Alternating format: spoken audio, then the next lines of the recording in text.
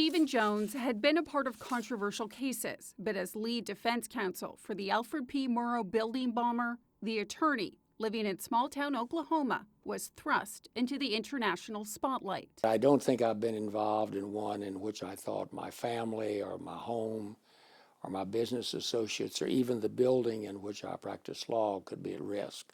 Was that a difficult decision for you to make? I believe strongly in the right of people charged with crimes, no matter how serious the crime is or how terrible or their character. Everyone is entitled to a vigorous defense. The next 2.5 years of his life were devoted to defending the most hated man in America.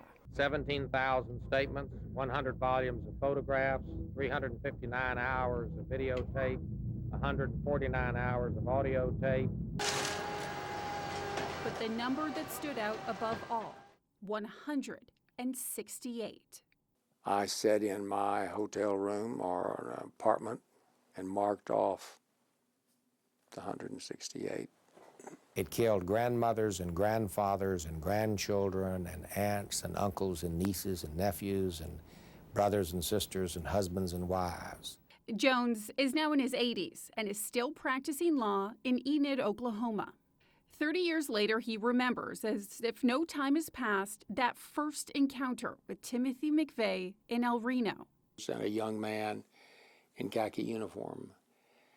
Crew cut, completely different than the walkout at Perry. The 1,000-yard stare was not there.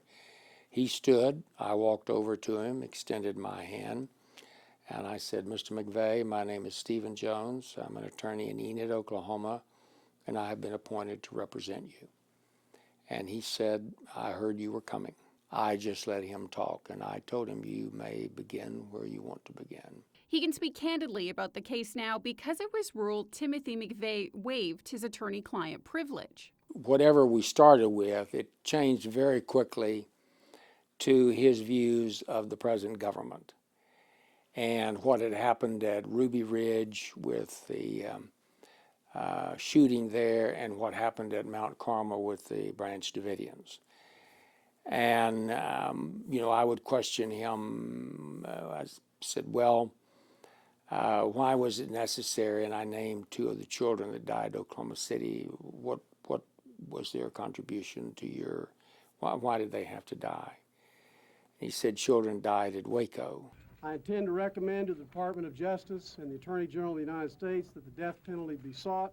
Following a months-long trial in Denver in June of 1997, he was convicted and condemned to die. I certainly didn't see any evidence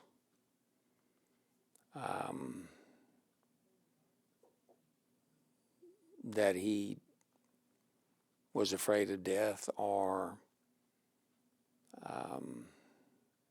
tried to avoid it. Where in less than 48 hours, Oklahoma City bomber Timothy McVeigh is scheduled to die by lethal injection. Meanwhile, co-conspirator Terry Nichols escaped a death verdict in his own trial. Well, he didn't want life in prison.